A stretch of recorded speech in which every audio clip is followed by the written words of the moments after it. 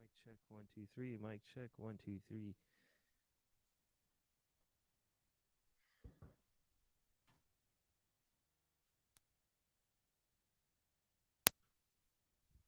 Mic check, 1, 2, 3. Mic check, 1, 2, 3. Mic check, 1, 2, 3.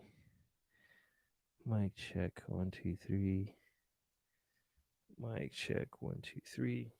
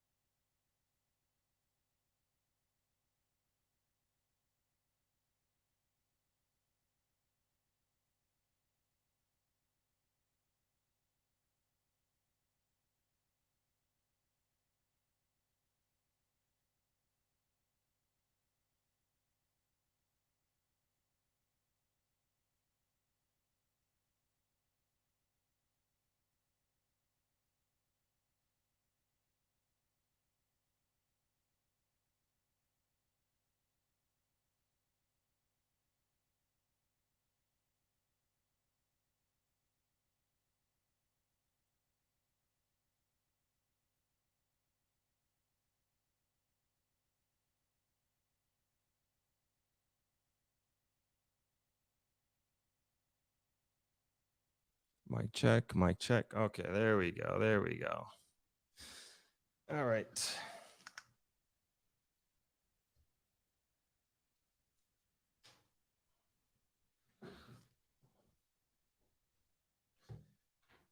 Mic's up and running. I don't even think I need headphones. Okay, hello. A little bit of a rough start, but we are good. Welcome, everybody. As you can see, we are inside today. We are in the studio as opposed to being on the beach. Hello, Donna. Thank you for joining. And as promised, we're doing a midweek stream, making up for Sunday. I was a little under the weather on Sunday, but to do the live stream, and I figured it's a better idea for me to just get some rest and catch up and come into the week strong. So I think it worked out for the best, and now I'm feeling much better and happy to be doing a midweek live stream with you all. And this is the studio. I'm sure you all are quite familiar with it from the podcast, and this is pretty much the setup. Nobody's here, obviously, but this is what it looks like when nobody's here and I'm not interviewing anybody. But for today with the live stream, we're going to actually be doing just some articles that I wanted to go over, especially since we haven't done that in a while.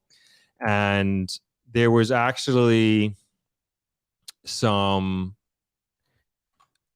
I don't know how many people are on Reddit, but there were some comments on Reddit talking about Jamaica, or some, I should say, threads that I thought were relevant to a lot of the things that we're speaking about. And I figured that it's like a good idea for us to go over kind of what people are saying. And I don't know if people know much about Reddit, but I spend a lot of time in there, probably more than I should. But it's kind of, they call it the front page of the internet. And I find out a lot about what's happening globally. And then there is a Reddit forum dedicated to Jamaica and things happening in Jamaica. So I kind of wanted to start there. Thank you, Donna, for commenting on the studio. And hi, Suzette. Nice to see you. Hi, Sophia. Nice to see you. Thank you all for joining. Thank you, Wanda. I am indeed feeling a lot better. Thank you so much. And as usual, please let me know where you're chiming in from. I love to hear where you're from, even if you have already. I still, in the past, every time I like to hear where you're chiming in from, and I think it's also good for the audience to know where their counterparts are chiming in from as well. Hi, Vanessa. Thank you for joining. And everybody knows Vanessa, who is a moderator and also helping with part of the Throp Media team, but helping very much with Throp X up and coming, and we're moving steadily forward with that. So without any further delay, let's bring up some of these Reddit comments, our Reddit threads, and kind of also want to get your thoughts on this. And this is, I would also say if it's something you have time, it's kind of cool seeing what's happening or what the conversation is like about Jamaica on the internet, especially in forums like this. Because what I see is that a lot of people go there for information about Jamaica, and sometimes it's not the most positive things that people have to say, or at least what their presumptions are. And so let's start off with this one. And so I'm going to copy and paste the comments or the thread in the comments here. Okay, let's go through these comments first. Junior, hello, thanks for chiming in. Hi, Sherry, HB. Yep, Reddit is crazy indeed, HB. Was in Negril Travelers, now in Kingston, returning to NYC soon. Awesome. How you doing, Gordon? Sorry I missed you. Sorry I didn't get to say hello. I don't think we said hello. Wanda chiming in from New Jersey. Back and forth with Negril. Awesome. HB chiming in from Tampa. Welcome to you all. So here's the thread.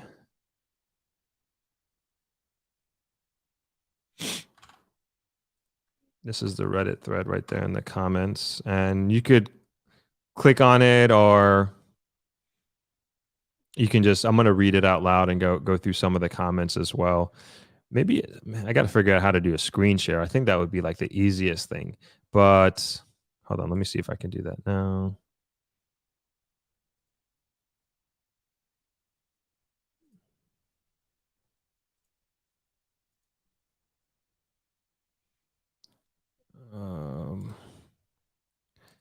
Maybe I figure this out some other time. All right. Okay. Got it.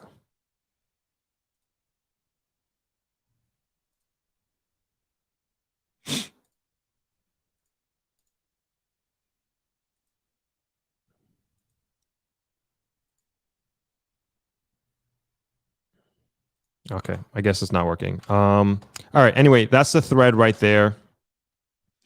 And I'll just read it quickly. It says the title of the thread is "How Dangerous is Jamaica Really?" Hello, my boyfriend and I want to go to the Caribbean for 46 weeks next winter, January to March. Exact dates undecided, to work remotely and travel. Last year we went to Puerto Escondido in Mexico and loved it. And this time we really want to go to Jamaica, as I've always been fascinated by it. People keep saying how dangerous Jamaica is. Is it really that bad in 2022? We wouldn't want to stay in a resort or stick to all resort strips. Only visiting Jamaica with hotel tours, it's really not our style. With some good intelligence, not walking around with lots of money, staying out somewhere safe, etc., would it really be that unsafe still? Also, recommendations are the most welcome. Edit for reference, we both are well-traveled and have grown up in developing countries, but we know each country is different. Thank you. And then I'll read through some of the comments here. So, Panda Burrito says common sense plus awareness plus assertiveness plus not looking for some troublesome situations equals very slim chance of danger. They reply, amazing, thanks. What cities, towns would you recommend or alternatively warn to avoid? And they said they're a foreigner. And then somebody links to a how does using common sense help here? And then I'm assuming they link to a negative Jamaican Gleaner article. Yep, they do. Somebody else says it depends on where you're staying, but if you plan to stay for a while, you need to know certain things like don't use your phone while walking on the road, don't go to the ATM at night when the place is empty. Honestly, just avoid lonely roads. Be careful of pickpockets when you're crowded places or in taxis, buses. Be aware of certain taxis. Be very vigilant as understanding how the dollar works because some locals will rob you and take advantage of you. Another person says limp man's dad, use common sense and you will be fine. We are from Belgium and bought a house in Jamaica.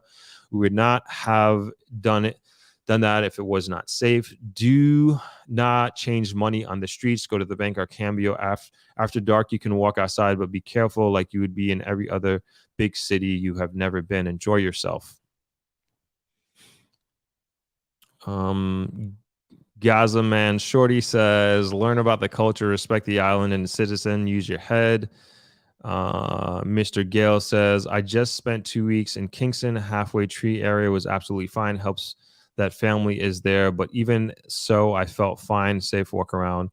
And so seems like that's what people are giving some pretty sound advice. 1 and 2, I would say negative comments. Another salted caramel macaroon says much safer than the US and Latin America. If you mind your business, avoid gangster men or prostitutes, respect people and don't flash money. It's safe. Jamaica don't have ruthless police officers that kill people because of their skin tone. They also don't have human trafficking or drug smuggling problem. Many people from all walks of life and races, mainly people from the UK and Germany, retired in Jamaica and rarely endure any danger. Just have common sense. Yeah, just mostly just common sense advice here, I would say. So I thought that was pretty relevant and pretty much what I would give, the same advice that I would give to anybody, right? About living in, about visiting Jamaica or spending an extended period of time here. Yeah, it's just a matter of using your common sense. And obviously, I'm speaking, I wouldn't even say from a point of bias, but from more of a point of experience. I live here. I have businesses here. I have a hotel here that welcomes guests from all over the world. And this is stuff that our team here is trained to enlighten people with who've never been here before. And I don't consider Jamaica to be an inherently dangerous country. Of course, there are much worse places in the area, but I'm saying at the same time, it is not necessarily cotton candy and rainbows here either. So you do have to be careful. And I know in many respects, I'm preaching to the choir here, but it just goes without saying. It's just, you got to just use your common sense when you're here and when you're visiting here. And I think the same goes for if you're a resident driver. I'm reading one of the comments, which we'll get to about a driver.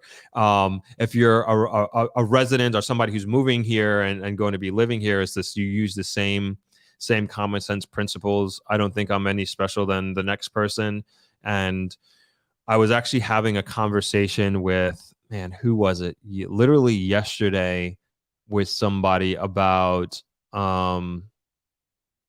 yesterday about like living here and enjoying Jamaica to the fullest. And it really comes down to just, and this AC is kind of a little high for me, just understanding like kind of how to move in Jamaica. And some people, like, there was some people like love Jamaica, some people hate Jamaica, some people have a love-hate relationship with Jamaica. And I always feel like in terms of my transition moving down here, I had like a really rough transition. And I've spoken about this before on the podcast and during live sessions. And there was a multitude of reasons that made it particularly challenging for me. Like, one, I was 22 years old, born and raised in the US, and I moved from New York to Jamaica with no professional experience. And I was kind of put into a system and a culture that I fully didn't understand. And at that time, definitely didn't appreciate. And so when I first moved here, this was 16 years ago, mind you. It was with my dad's physical therapist. That's who I was having the conversation with. And she's from Turkey and she's living here, by the way. And so the conversation went, we're speaking about my transition down here. And when I first moved here, 22 years old, 16 years ago, I had FOMO, of course, missing out on that post-college life. But at the same time, I was transitioning to a culture and country that I really fully didn't understand and never lived in it before. And I vacationed here when I was a kid growing up for 3 weeks at a time. But vacationing and living somewhere, especially Jamaica, is two completely different things. And just kind of understanding that difference before you come here is extremely important. And I didn't understand that. So at the time, I was literally going back and forth between Jamaica and New York like almost every month because I was just, at that time, homesick. And I missed my friends. I missed being that part of my life and that young adulthood being in New York City at 22 years old. And then here in Jamaica, like I wasn't fitting in. Like I'm an American living in Jamaica that doesn't understand the culture. And so I wasn't it's hard to say that it's a little bit too far to say that I wasn't necessarily being accepted, but I was also making a lot of cultural mistakes. And I always warn people against this. Like I was trying to literally impose my American ways of doing things at the time. And it was just so frustrating. And like trying to, even within the culture of our company, and I was trying to push American ways of doing things, our New York ways or my ways, whatever you want to call it. And it just wasn't working. And it made it really, really hard for me to transition here. And it wasn't until the point, like I moved here in June of 2006. And then I was going back and forth pretty much the entire summer and the beginning of the fall. And it wasn't until like around the winter time that I said, like, listen, let me just stay here and let me just, because or else I'm going to continue to go on like this forever. So I ended up saying like the next 6 months, I'm not moving, and I stayed here. And that's the way I forced myself. And so now it's like, I love it here. And it wasn't until about 4 or 5 years after that, when I started really traveling around Jamaica, that I really, really fell in love with Jamaica and really started to appreciate what Jamaica for what it is. Of course, it's natural beauty, but then the people as well. Like as much as we like to talk about the crime and how dangerous it is here, and like that keeps coming up, but Jamaicans at the end of the day, like there's like a lot of really good people here, like a lot of really good people. And some of those people are complete strangers that you end up running into that end up helping you when you're sometimes caught in situations or whatever it may be. And I find Jamaicans to be some of the most friendliest and open people that I've ever come across in all my travels around the world.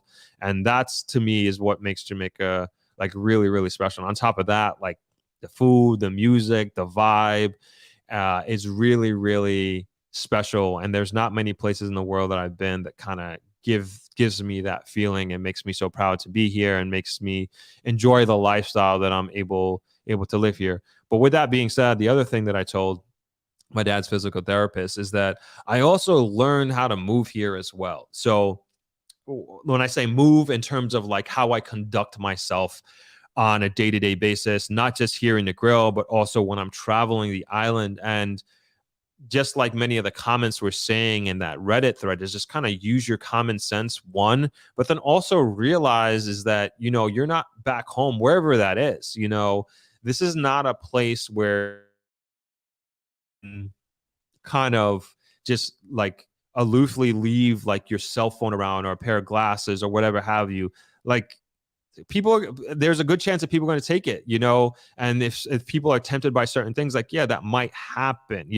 I remember then this is like the counter opposite of kind of what Jamaica is like in that sense, in this particular context. Like I remember I went to Japan and they told us not to leave tips, because if you leave a tip there and you walk out the restaurant, they're going to run after you and follow you and give you the money back. Chances are, if you drop your phone in the middle of Tokyo, like, you're going to get it back. it's just two different cultures, two different, what I say, just different parts of the timeline of our country's development.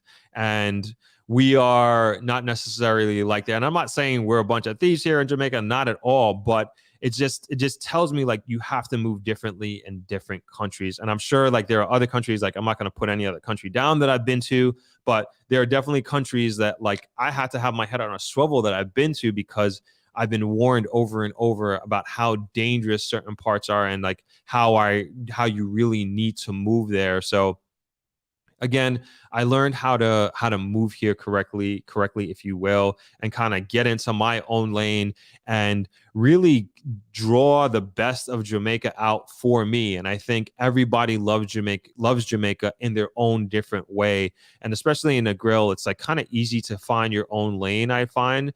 And whatever it is that you're into, some people come down here to smoke weed, some people come down here for the beach, some people come down here for other extracurricular activities. Whatever it is, it's just like, know that when you're picking a lane, so to speak, that comes with a certain lifestyle. And I personally like the lane that I've chosen of just, I love being on the beach. I love working on the beach here at Travelers. I love being able to run here as well.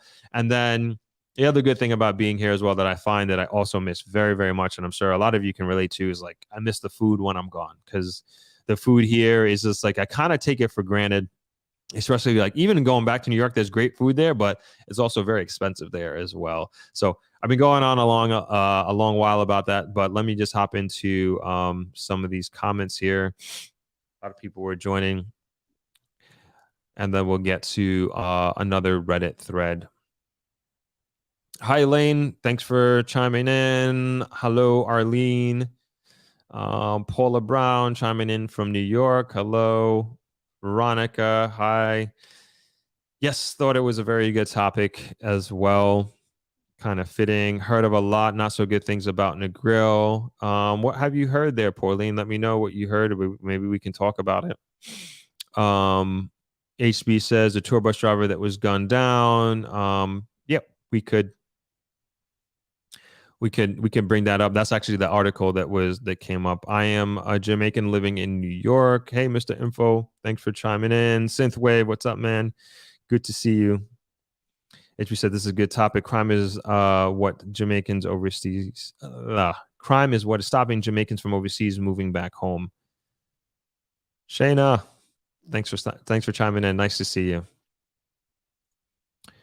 So HB brought up the tour bus driver that was gunned down. I don't want to get too much into this. This did happen, and I honestly don't know. I don't know the details of it. Obviously, a very tragic situation, and I'm really sorry that it happened.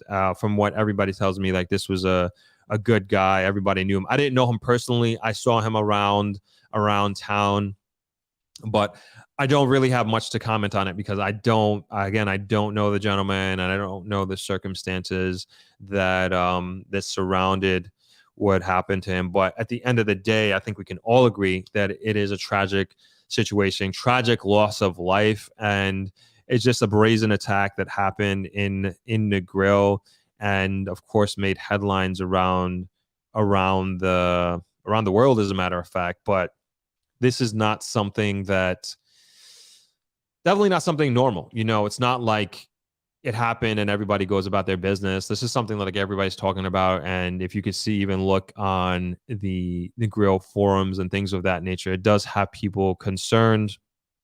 And I do not know, again, the circumstances surrounding this gentleman and what happened to him. But, God rest his soul, and, feel bad for his family and everybody that he left behind, and leave the authorities and the police to deal with that. But I don't have really much to say on that, other than I'm sorry that it did happen. Tony Mack, what a pleasant surprise. Good to see you are doing well. Thank you. Hi, Sunshine Baby. Thanks for chiming in the UK. Awesome. All right, let's hop over to the next thread. If you guys have any comments or questions on any of that, please let me know. Rosalind says, greetings from the UK. Despite all the negative news on crime in Jamaica, I'm still hell-bent on moving there. Looking forward to seeing you at Traveler soon. Awesome. Looking forward to seeing you as well. And I think that's a good point. You bring up Rosalind about whatever your particular reasons are for moving here. I'm not going to tell anybody what to do, but I am obviously very pro Jamaica in many, many ways. And the crime is real. There's no hiding from it. And I don't hide from it on this channel. I don't scurry or try to sweep it on the carpet, but I do think that a lot of it is sensationalized. On the opposite side of the coin, I do think that there can be more done about hedging against crime and solving a lot of these cases. And I do believe that the government is trying. I don't think they are doing this without, they are just allowing this to happen, I should say, and that they're kind of just sitting on their hands. I don't believe that. Of course, we would all love to see more action, and we will all like to see the fists come down and the crime to go away tomorrow. But it's a long-term thing, and I do believe that we need long-term solutions for this. And I always advocate on this channel, and otherwise, I always advocate for education. To me, that is like the biggest opportunity that we have to get ourselves out of this. And I also think that even what we're doing here and the conversations that we have on these lives, it helps. And the amount of people who are subscribed to this channel, who come to these live chats, who are thinking about moving back, your presence here is also going to help. Like, you as a person either who were born here and moved away and are coming back, or maybe you have no blood affiliation to Jamaica, but you're thinking about moving here and this is your dream.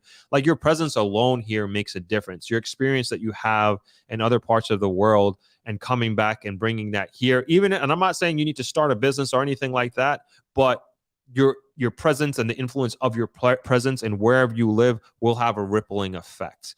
And it wasn't until I had a conversation with Mr. Grizzle, who owns Shirella Inn. We did a podcast, which is awesome. And he's the one who kind of opened my eyes to that. It's just, when people come here and decide to live here and move here, who have experience from all over the world, they influence their community and they have a positive effect on the community. Of course, well-intentioned, good people. That's kind of what I'm generalizing here. And I think everybody who's in this group, in this chat, and part of this channel are well-intentioned individuals who want the best for Jamaica and their community. And that makes a big difference. That makes a huge, huge difference in the community. And who knows who you might be inspiring. And he used my dad as an example as well, and the difference that he made being here in Negril, even with the hotel, like, employment, the nonprofit organization he has, the many hundreds, maybe probably even thousands of people's lives that he touched. And then, not to toot my own horn either, but I'd like to think that I'm having an impact on my community as well. Not born here, but I have Jamaican blood running through my veins, and I call this place my home. And, I'm part of the Negril Chamber of Commerce. I'm part of the Jamaica Hotel and Tourist Association.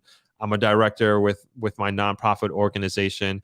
And there's a lot of touch points that I have amongst the many people that I see and work with on a day-to-day basis. And I'd like to think that I'm having a positive influence on my community, and it's important that I do. And then I think, like, we have 71 people here in the chat today, and imagine like a certain percentage of us, of you all, move here and have your own little impact on your community. And maybe some of you have ambitions of making big changes in Jamaica and having big influences on the children in your community. And there's so many rippling effects. And I've seen directly many of the impactful evidence that exists, that I see and can relate to, that other people who are not from Jamaica, or who are Jamaican, who moved away and moved back here, and having a real huge effect. And I think that too is a big part of making the change that we want to see. And that's also, I feel like almost an obligation to that, as much as people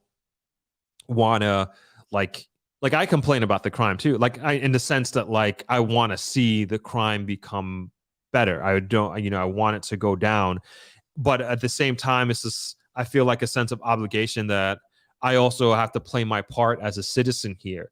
And I try to do that. And I'm not trying to impose that on anybody else or anything like that. But sometimes, even again, like I kind of beating a dead horse here, but sometimes your presence could have that kind of impact. And like I said, I see it with a lot of people who lived here, who moved away. And not to say that there aren't locals that are having this same exact effect as well, but I guess I'm imploring is just like we have to be the change that we want to see, and I really believe that in my bones, and I try to be an example of that, and in what I'm doing, and of course with this channel as well.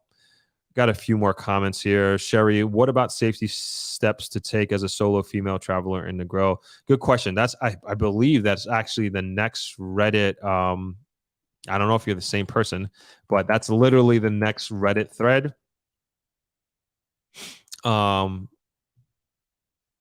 It says, is Jamaica safe for a girl solo trip? And it says, hey guys, I'm thinking about to travel to Jamaica, visit Jamaica for 3 to 4 nights. Is it dangerous? I'm thinking about to stay one of those all-inclusive resorts, but I kind of want to smoke weed and learn the country's culture. Any advice? Thank you. We'll get into the comments but I want to answer your questions, Sherry, directly about solo female travel in Negril. Definitely safe. Definitely super safe.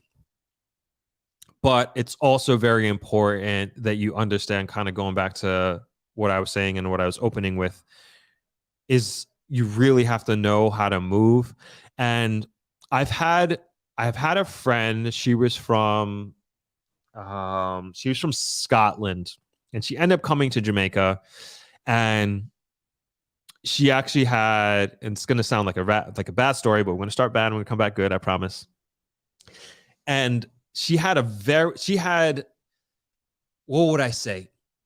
Just high expectations of Jamaica, are different expectations than what the reality of Jamaica is, right? And so she came in with this I don't know what her expectations were, but I know it was different from what she experienced. So she came here, solo traveler. She was in Montego Bay. She went there for some festival, ends up staying at an Airbnb. I believe her and her friend were chased by some dude that was trying, and I believe, I don't know what he was. They were chased into their house at some point, and she found when she was walking around by herself that she found the men to be very aggressive, and she didn't like that. Everywhere she went, somebody was catcalling her, try to holler at her, etc., etc. And she was here for like a month, and the first week she absolutely hated it here, and she wanted to leave. She texted me, and she's like, what kind of place is this? Blah, blah, blah, blah, blah, and was having a horrible time. Second week, she kind of found her way, and she ended up falling in love with Jamaica. And she just kind of realized that once you kind of learn and understand how to move and navigate Jamaica, then you can really, again, take your piece of it and fall in love with that piece of Jamaica and know how to avoid the aspects of Jamaica that you necessarily don't like, right? And so she ended up falling in love with Jamaica. I believe she came back again she did come back again after that. And other than that initial incident of being chased, she was totally fine and had an amazing time. And as far as here in Negril, kind of just going back to what I said about just using common sense, you will, just like what I explained with my friend's experience, there is an aggressiveness to the guys here, especially in Negril.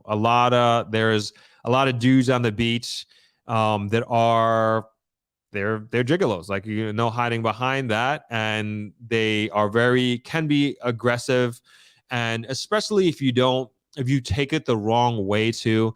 And when I say wrong way, it's everybody has their own individual perception or experience of being spoken to by strangers. So I can't necessarily tell you what to think or necessarily how to interpret it, but generally speaking, like, you're not in any danger when dudes are trying to talk to you on the beach, but it is kind of part of walking down there. It's like, I'm not going to tell you if you're walking down the beach that nobody's going to try to get your phone number or talk to you if you're walking down the beach by yourself as a female. But if you say thank you, no, I'm not interested, you'll be okay. And that's it. It's just like a firm, respectful no, and you're fine. Even nightlife, you're perfectly fine going out, but just like the thread was saying, I believe this thread actually is saying the same thing about, just not using common sense, not drinking too much, not, indulging and overindulging in anything, as a matter of fact.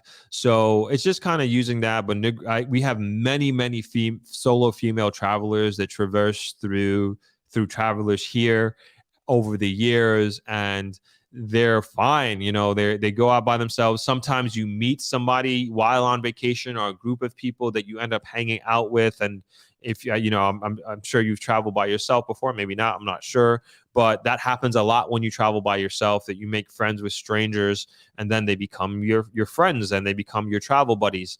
And so that happens often a lot too. And also traveling around. I don't know. My brother's been on the phone an hour and 13 minutes. What? Hello? Winfield. Just never hung up. Sorry. We were having a conversation before. I didn't realize. Sorry. But yeah, you even traveling around the country, like, even female backpackers, solo female backpackers, like literally going around the entire island.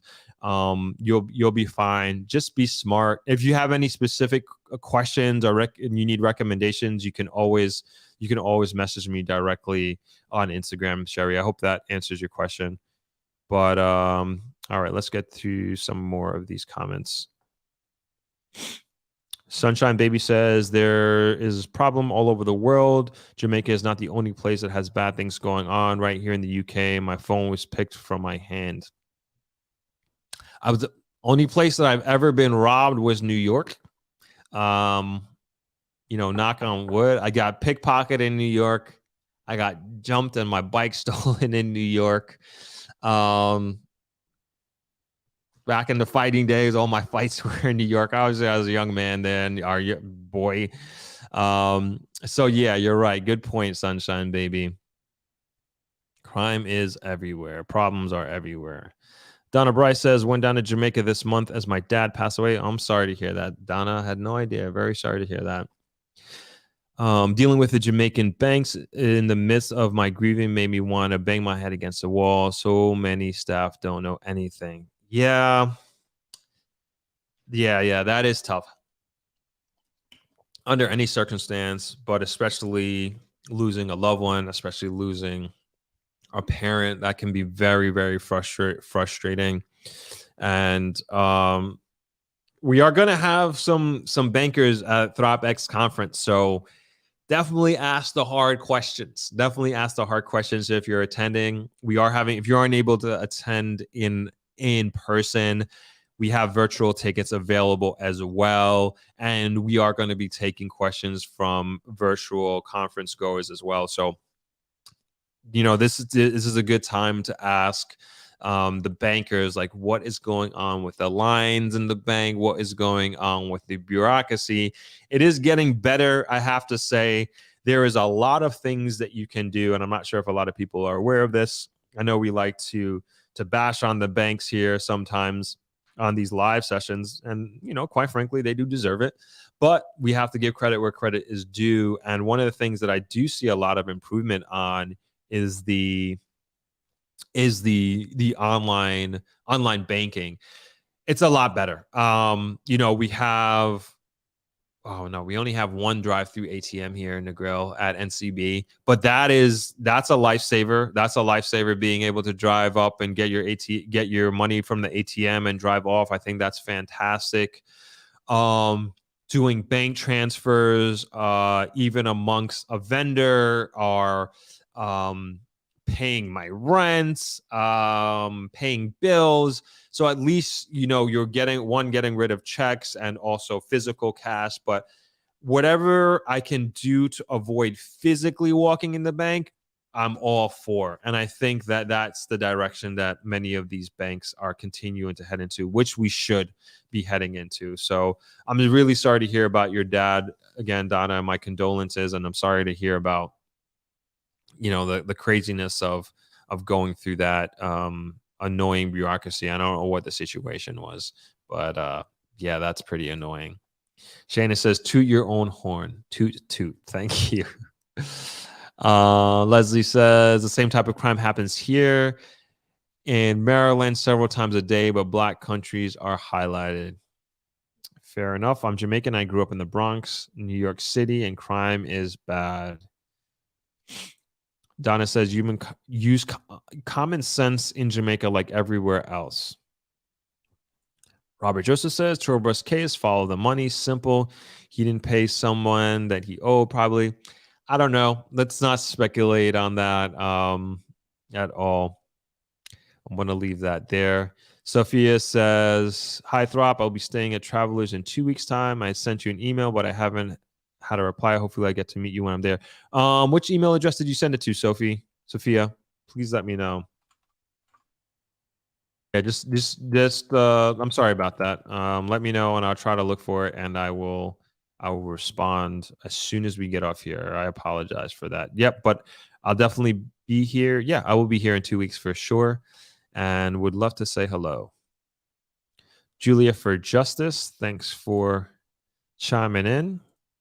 PAL or PAL says, hi, Throp. There's some negative information, mainly from YouTuber whose main goal is to show Jamaica in a bad light.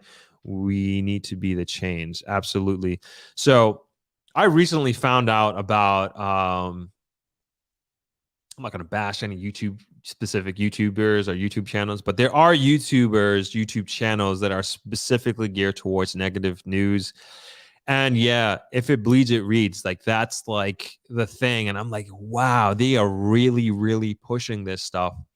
But there are some channels that really go in depth in a lot of these cases. And I feel like, oh, this is interesting. But there are some that like they're just waiting for that negative news and they blast it out there. And I'm just like, man, do you really have to do that? But everybody has their own thing and reasons for doing that. But I like where we are. I like what I'm doing. And I don't like to think I'm obviously pro Jamaica, but I'm not trying to push, again, rainbows and unicorns because there is crime, and there are safety concerns that do need to be addressed and do need to be brought to light. And I think we're doing a good job of keeping the balance with that. Shayna Love Coaching says, it's not uncommon for men in Jamaica and Caribbean in general to be straightforward with women. If you're not from the Caribbean culture, it can be a culture shock. That's a good point. That's a very, very good point. And I find, I don't want to name specific regions, but I would say certain regions of certain regions of the U.S. that females come, especially I find a lot with U.S., that they are very amongst travelers from all over the world. Like, unfortunately, U.S. citizens are probably the least traveled out of most. This has just been my personal experience. I'm not saying that's factually or quantitatively true, but I find that particularly U.S. citizens, like Jamaica, many times is their first destination outside the country that they've ever been to. And you get instances like that. They're not really well traveled, or maybe not having been to other Caribbean islands, and it's just like a complete culture shock for them. Not only just with the guys being straightforward, but the food, the service. Sometimes, believe it or not, even the tree frogs at night. We've literally had negative TripAdvisor reviews because people thought the tree frogs that everybody knows in Jamaica, in the Caribbean, you're going to hear them. It's just part of literally nature. But we've had negative comments on TripAdvisor saying that we need to turn those cricket sounds off. And that just, makes me shake my head, just like, come on. How do you not know, or have you not been to places that have had these natural sounds? But it just kind of goes to show you some people are just have never left the country, or are not well traveled. And that's okay. That's okay. That's a part of traveling. And we all have been in positions where we've gone to our first country, or maybe not. Maybe, maybe a lot of you have been living between Jamaica and where you are now. But we've all had that experience of never been experiencing a particular culture and being culture shocked and kind of getting there and trying to adjust ourselves. But I think it's important to maintain that, I would say, a positive mindset and also an open mind. And sometimes people don't have that about them, and they don't necessarily give a country or culture a chance or try to understand it, and they're just kind of looking at it from their particular point of view. So good point, Shayna. Shamel says, great information. Thank you. Julia for Justice says, Portland Parish welcome this white girl alone as if I live there. So comfortable there. There you go. There you go. I love that. I love that part of the island. That's my favorite part of the island outside of Negril. Joy Turner says, hey there. It's been a while, but I am back. Nice to have you back, Joy. Julia says, I had 2 pickpocket attempts in less than 2 hours in Amsterdam. Man, that's crazy. I know they steal bikes there like crazy. I went there a few years back, and I was speaking to the hotel concierge. He told me that 200 bikes get stolen per day. I was like, what? I'm like, that is insane. That is insane. But that's just kind of what it is over there. Julia says, women can be straightforward also in Jamaica. You best believe. I can't even say the words that they say, but when I'm doing my runs on Norman Manley Boulevard here, if you would hear some of the stuff that these women say, of course I'm running without a shirt, I'm moving, I don't wear headphones, so I hear everything. But yeah, they could say some really, really vulgar things. And of course, I don't take it personally. I just find it funny. But there's nowhere else that I've been ever where a woman is shouting, screaming sexual innuendos to you. And it happens all the time. But I know, and I'm not trying to equate my situation to that of a female being by herself, but I'm just saying it happens to me too. I don't take it as anything. It's funny, not offended by it at all. But that's a good point, Julia. Good point. I've experienced that quite on a regular basis. O'Neill Moby says, come to Portland. Yes, I do want to get there. You are welcome, Donna. Julie says, Portland Parish is the best. Love Negril also. I agree. Julia says, Jamaica with Ari. She promotes Jamaica as well. Yep, I love her channel. Great channel. Shayna says, your challenge balance out of the imbalanced information in these YouTube streets.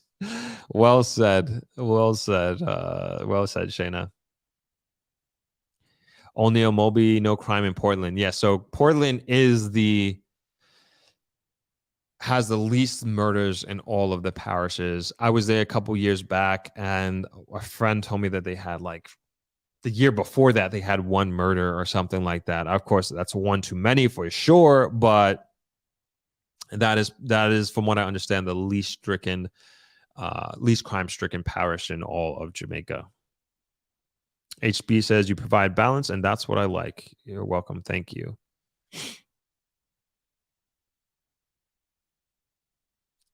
Julie says, the night sounds I miss so much. Yeah, some people hate them. I don't know what to tell you.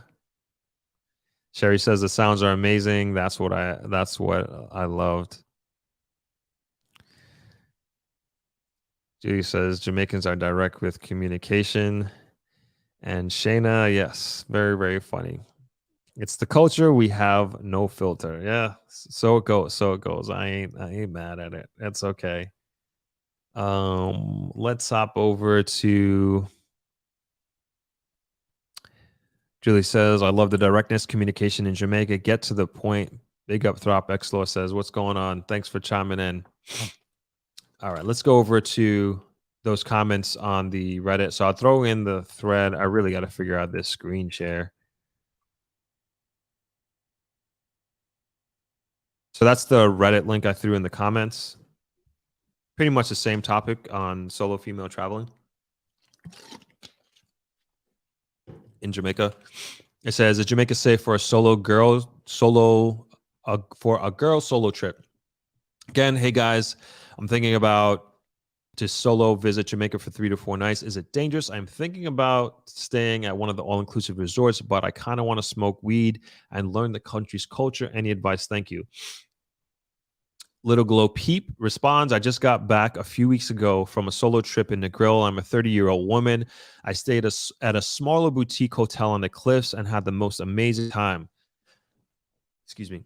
I didn't party while I was there or leave my room at night, but did have 2 to 3 drinks each day and smoke some weed. My trip mostly consisted of swimming in the ocean every day, trying different foods, and meditating outside of my room overlooking the sea.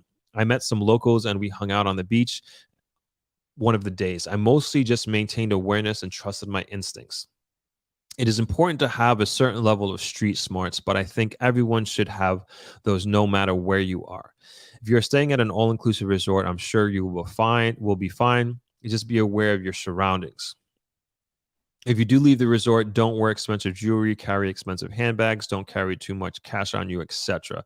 Don't get too drunk and never let your drink leave your sight. These are just basic rules for pretty much anywhere you travel solo. I also made sure I was in constant contact with my family and close friends. I'd kind of give them my daily itinerary and let them know when they would expect to hear from me if I thought I wouldn't be on my phone for a bit. Overall, I felt incredibly safe and would go again alone in a heartbeat.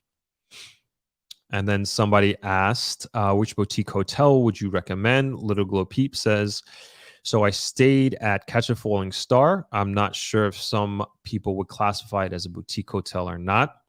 I'd say it mostly meets the criteria. I loved how small and intimate it was. I stayed in the Sagittarius room. There was an outdoor shower overlooking the ocean, and it was like a dream. The restaurant on property is also so good, and the views at sunset are unreal. Maybe some of the aspects of the room were a little outdated, but honestly, it was one of the most enjoyable hotel experiences of my life. There are many locally owned hotels on the cliff in Negril. My second choice would have probably been the Caves Hotel there. Sometimes I really like big luxury all-inclusive resorts, but I feel like if you really want to enjoy the local culture, especially somewhere like Jamaica, then a mega resort isn't the way to go. Some other comment says, I would say yes, but be extremely vigilant and careful.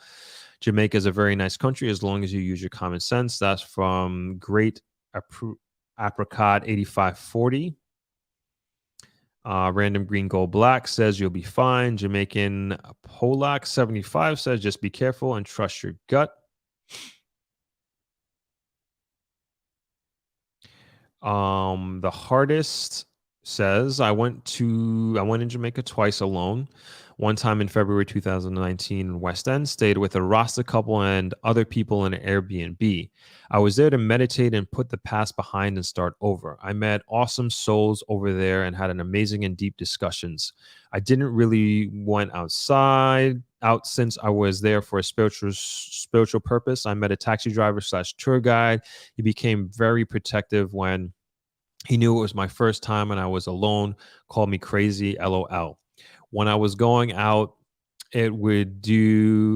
to do some errands for my stay, he entered the stores, restaurants, and bank with me every time. He even let me one of his phones for the time of my stay. So he let me one of his iPhones for the time I would stay. So I didn't go to the store to switch my SIM card. I was in a white people resort, so I wouldn't have access to Wi-Fi otherwise. With his phone, I was able to just put credit on it and I was good. I've been blessed on this trip and fell in love with Jamaica, its people, and their stories. The second time I went to Negril and stayed at Roots Bamboo for 10 days in February 2020, since there was Kamani Marley doing a tribute show for his father. Total different trip, experiences and discoveries. I was a bit naive the first time I went on the beach alone to read my book on a chair. I wasn't even able to read one chapter in 10 days. LOL. Wasn't expecting all those men coming to me to introduce themselves and their services/products. They live from tourists mostly, so they want you to buy their stuff in tours. They are respectful and will generally understand and accept to be turned down, but some can be a bit annoying and put pressure. Just remain friendly but firm. I still had my security/taxi driver when I was going out, and I also met a guy on the beach. He rent a scooter for 3 days and took me to the hills, to places tourists don't usually go. It was amazing and thankful, and I am thankful. I came back, my head full of precious memories. Remain open-minded. Don't drink too much alcohol. Never carry more money than you will need. Be sure there's a safe in your room to not have to go to the bank all the time, and trust your intuition. Let's see. I'll read one more. All right. I'll read one more comment in the thread, and then we'll get to our comments here. All right. This one is from Lost Karma for Anonymity. I just got back from a trip to Women. We went to Negril, Ocho Rios, and Kingston. Of all the locations we visited, I felt the most safe in Negril, and Negril also had the most active weed culture for sure. I met tons of amazing local women. Check out Drifters at 1 Mile and some great dudes too. Very chill scene. Definitely check out Yaman Catamarans and Rick's Cafe. Worth it. Some world-class snorkeling as well. Then we went to Ocho Rios, where most of the tourism spots are. I felt safe, but we were also followed by men every step outside of our hotel. The Silver Seas Hotel, amazing, by the way. Men were very aggressive and persistent and would not take no thank you, or please stop as an answer. Less of a weed culture because this town caters to cruise ship folks and all-inclusive resort travelers. A significant number don't engage in marijuana consumption, so it's slightly more discreet than the grill where people stay smoking. We opted to drive around Ocho Rios instead of walking or taking public transportation because the street following was just too exhausting. We only stayed in Kingston one night, so my experience is limited. Kingston is the government center of the country, many municipal buildings. Overall, I felt safe, but at night parts are very seedy. Lots of sex workers and loitering on the street corners. It's one of the only places in the world I decided not to stop at stop signs. If you go to Kingston, you got to do loose cannon cruise, excellent value and great service. We drove ourselves in a rental car and had a blast. The service in Jamaica is excellent everywhere. Had hospitality workers looking out for tourists. Don't be naive. If you have experience as a solo female traveler, you'll be fine. Pro tip: there are many destinations in Jamaica with the same name. For example, the Blue Hole, Green Grotto, Raging River. There are multiple. So when you go out on your own or go with a guide, make sure the guide is taking you to the right spot. We found this out the hard way, and surprising number of guys don't realize that there are multiple locations with the same name. All right. I think that was kind of good advice. For the most part, I'd say relatively good advice, relatively positive. The first comment with Little Bo Peep, and she's talking about Negril and where she says she stayed at Catch a Falling Star. I love that place. That's actually probably my favorite restaurant in Negril. Like really good food. I went there for my birthday this year, as a matter of fact. But I hope that helps you. With, I forget who it was. They were asking about the solo travel, but that is a probably very good thread with some pretty good advice about solo travel. So I hope that helps out. I thought the people in the comments were very helpful. Julia for Justice says you have excellent situational awareness and have to be in Jamaica before, have been to Jamaica before, then travel alone. Good advice. King Naldo. Hello, brother Throp. I'm here recovering from an accident recently. Oh man, I'm so sorry to hear that, man. What happened, if you don't mind sharing? I'm really sorry to hear that. I hope you are recovering well, and definitely wishing you a speedy recovery. You're a big part of this community, man. I'm sorry to hear that, but I'm glad to see that you're okay and you can participate. I'm doing well. I was a little sick over the weekend, but can't complain, and especially in respect to you recovering from your accident. But I'm good. I'm good. We're doing these midweek lives. I kind of want to keep these up, and along with the Sunday lives, we'll have it again on Sunday on the beach this time. But also want to always do this midweek. These midweeks, these are easy to do because like I always have the camera here and the mic set up. It's like 1, 2, 3, so it's nothing. And then kind of giving you a little shot there. I don't know, maybe we'll have somebody here at some point on the live, and we can interview them from there, right? But right now it's just me. But thanks for chiming in, King Nando, excuse me. Elsa, I travel from Quebec to Jamaica almost every year since 10 years. I feel like I'm going back home every time. You heard about Joseph L. Patterson. He's going to do great things for Jamaica. So many people told me about this guy. I think I already wrote it down.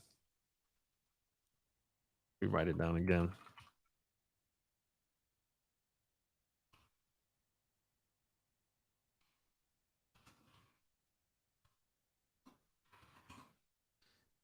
Got him there again. So many people keep telling me about him, so got to look more into him. Julia for Justice says rum is super strong. Travelers, be careful. Another great piece of advice. Jamaica is the greatest place on earth. Love you, mama. That's O'Neill Moby. Mr. Info says Elsa Tremblay, the plan that Joseph L. Patterson have for Jamaica sounds great. Hope he wins. Oh, he's the politician. I didn't even know that. How's your sweet daddy? Dad is good. Dad is good. He actually had hip surgery a few weeks ago, so he's recovering from that. But his recovery is going good. I mentioned he's doing his physical therapy, so he's going through that more 3 times a week. But he's doing good. I'm actually going to go up to see him right after this, as a matter of fact. So thank you for asking about him. We actually have an interview that we did. When did we do that? We went before I left. We did the interview before I left. So that's coming up. I have another interview. I wanted to release another podcast yesterday, and then I wanted to release it today, but time got away from me. But Saturday we'll have a new podcast coming out that I'm really, really excited for. Really great conversation. I mentioned it on the last live, but definitely this Saturday we'll be having it come out. And then we'll do the one with my dad next week. Let's get to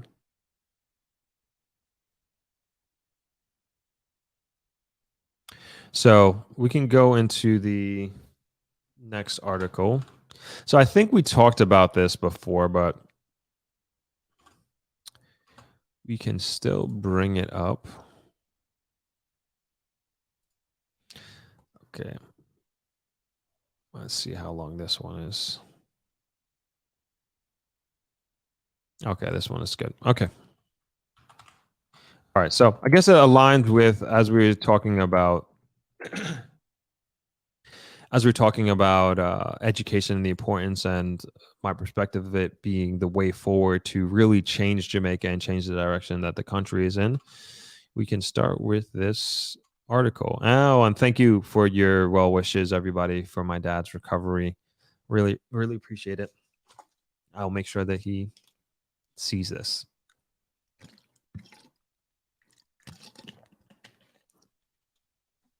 I should probably send him the link to this. No, he would like that. Let me do that. Sorry, I'm just sending my dad the link because he's at home recovering, so he could be kind of hanging out with us.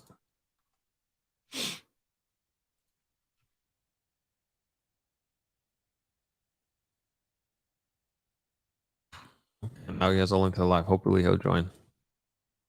All right. So this article, we got principals welcome JTA suggestion of incentives to retain teachers.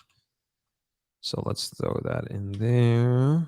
If you guys want to read along, you can. If not, I'm going to read the article for you.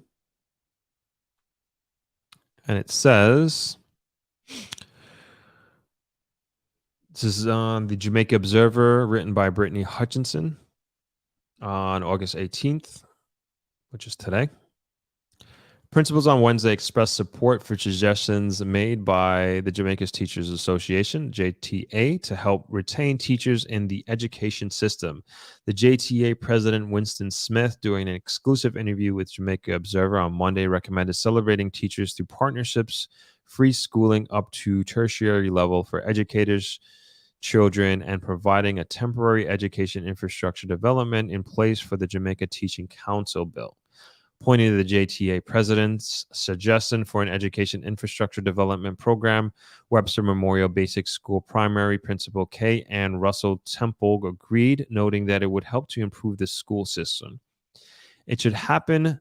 It should happen. I think the fast tracking of the bill would have caused the fast tracking of teachers to leave, she said.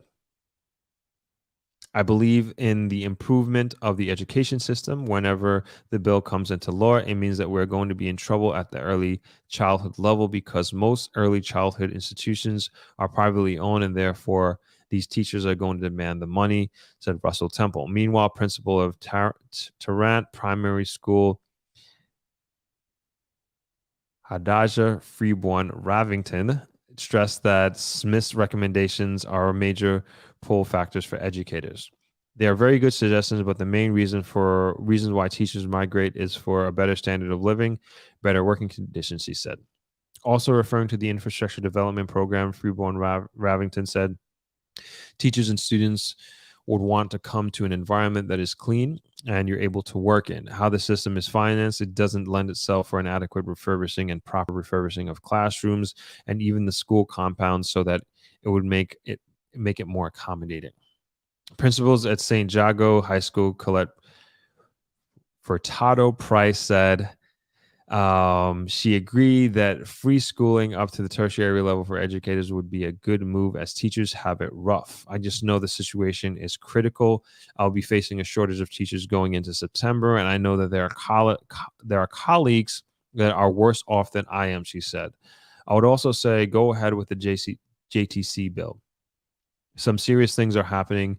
There are still some adjustments to be made before it is passed, but I know all of those things will be sorted, she said. Meanwhile, principals at the Essex Hall Primary School, Maxine Lewis, argued that celebrating educators will help them to stem the migration issue of teachers. According to Lewis, educators are barely recognized for their efforts. I believe that would be really good. Most of the time, we feel unappreciated. We are educators and people don't appreciate us. Teachers work without any incentive because they want to see the growth of the school and the development of the children. For educators, children benefiting from free education, she said teachers don't normally have a lot of children either, maybe one or two. It is very difficult. The cost of high school is expensive. It still have to pay. Is either you pay or you'll be ashamed. The JTA president had pointed out that a slew of issues, including poor salaries, lack of appointments, and inadequate resources, will force more of the nation's teachers to migrate for better job opportunities. He stressed that there are several push factors in one melting pot, which have made it difficult to retain educators. And that is the article. No comments.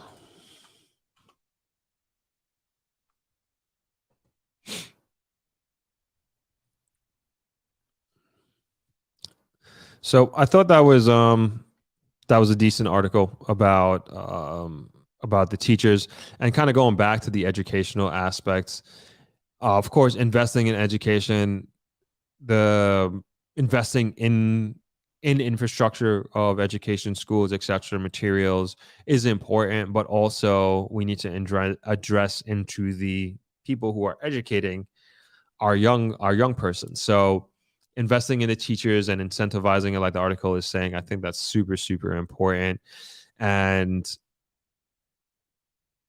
if we do want like a better future for Jamaica, to me, to me, like, we really have to focus on the kids, and a part of focusing on the kids is taking care of the adults who are taking care of the kids. And I think a lot of these teachers hit it on the principals, I should say, hit it on the head in the article. And I thought that was, well said. Couldn't have said it better. But at least they are getting some attention. And I agree with the principals that we sometimes don't recognize our educators as much as we should be. But let's hop into the comments. Thank you again for the well wishes for my dad. King Naldo says, I was struck by an uninsured motorist who refused to yield to my right of way. In doing so, totaling my car, and I sustained fractured ribs, dislocated hip, and a concussion. I'm extremely grateful. Man, I'm so sorry to hear that. I'm so very sorry to hear that, man. We're definitely wishing you a speedy recovery, and hopefully you come back stronger than ever. But thank you for taking the time and hopping on the live with us. It's good to see you in here, and that you're relatively okay, man. Thank you for the well wishes from my dad, King Naldo, and thank you, Donna Bryce. Appreciate it. HB says Jay lost close to 400 teachers this year. Foreign countries recruiting them. What? I had no idea. I didn't know. Wow, I didn't know it was that bad. That's a lot of teachers. I don't know how many teachers there are island wide, but that is a significant dent. And yeah, we really got to do something about that. And I think the article is speaking to that. If we want to take education seriously, we got to, take our teachers seriously as well. Julia asks, was water out in the grill recently? Not that I know of. I didn't hear anything, and we have backup tanks here at the hotel here at Travelers. So didn't hear anything about that. So we had water here the whole time.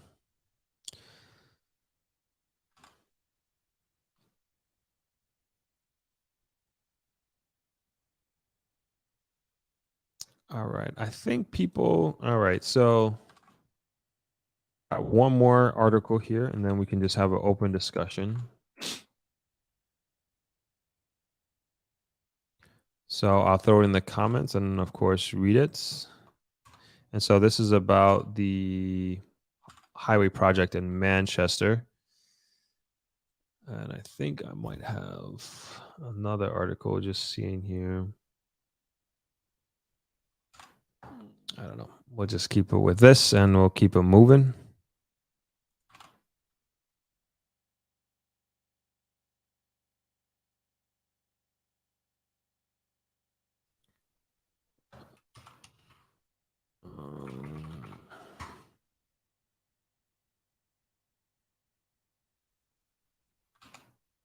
All right, let's go to the article. And it states, highway project expected to drive boom for Manchester. This came out last month, July 20th, almost a month ago. And this is on the Jamaica Observer. And it reads, Mandeville, Manchester. Oh, and it was written by Casey Williams, Observer staff reporter. And it reads, Mandeville, Manchester, president of the Manchester Chamber of Commerce, Simone Spence Johnson, says the completion of the $188 million US dollars, that is, Maypen to Williamsfield leg of the Highway 2000 will drive economic growth to this south to central parish. With the development of the highway and cutting down that commuting time, we are looking to an upsurge of development in the parish. So we are looking at construction, which is going to be on an uptick. She told the Jamaican Observer following the Chamber's recently held annual general meeting at Mandeville Hotel. We are looking at businesses coming into the parish. We are looking at real estate going up. More people are relocating here because the commute time is shorter. She said in anticipation in the increased traffic between Kingston and Mandeville, the highway, which is now 75% complete, is fast advancing and is expected to be completed at the adjusted March 2023 deadline. The project, which will reduce travel time between Kingston and Mandeville and points west, was originally scheduled for completion in October 2022. She pointed to the need for new industries to boost economic growth in Manchester following the decline of the bauxite alumina industry. Over the years, South Central Jamaica depended on bauxite industry, which provided thousands of jobs prior to the closure of the two refineries, namely Joaquin Iron and Steel Company, GISCO, all part at Nain and St. Elizabeth, and now the mothballed Windalco Kirkvine alumni plant in Manchester. Kirkvine alumna plant, now owned by Russian aluminum conglomerate UC Russell, was closed down in 2009 and has not resumed operations since, despite the numerous indications of interest to do so by company and former government ministries of mining. We are looking for Mandeville to be positioned for the next boom after bauxite in terms of the industrial age, said Spence Johnson. She said advisors should tap into the benefits of Mandeville's geographic location. We're encouraging them. Mandeville is centrally located with a short distance to Kingston and the same to the west coast of the island. We want to see businesses coming in. We would want to see a movie theater there again in the parish, she said. The chamber president said Mandeville needs more family-oriented entertainment. We would love some more forms of entertainment and not just secular entertainment, she said. We definitely want to see where these people who are coming out of university and what they can go into at their entry-level jobs feel that they are taking home something substantial, she added. She pointed to major investments on the way, including Sovereign Center, Mandeville on Caledonia Road. Others are following suit, and because of what we have here, she said. She added that the university town is ideal for business investment. The biggest university here is the Northern Caribbean University, but we do have other small universities that we have people who are qualified, she says. We want to encourage those who have business ideas to step out and launch because right now Manchester is prime, she added. She pointed to the 1.2 billion K&T development BPO complex at Bloomfield on the outskirts of Mandeville Town Center, which is now under construction, will provide a lot of jobs. I reiterate the point that Kingston is not Jamaica, so we have to understand that Mandeville has worth. We are standing firm and holding our own as a parish to contend with, she said. Okay, well, there you go. Mandeville on the rise. That's going to be interesting with that highway coming up in March. Well, let's get to the comments here.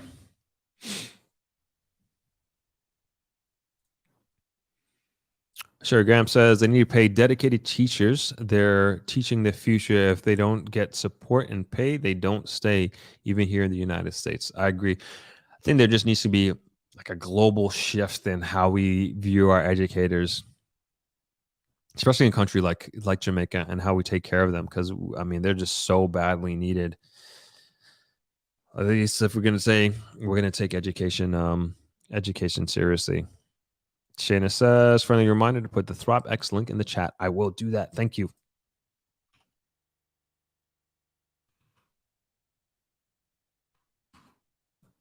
We'll chat about that in a little bit. Jennifer said the teachers need better pay and benefits. When kids see their teachers struggling for money, they will not want to be a teacher and say they will strive to be scammers. Yeah. I definitely feel that there needs to be a turnaround with that, especially with the article and what we're saying here. That was Mr. Info's comment. I think we need to really, really focus on that and really take care of our teachers.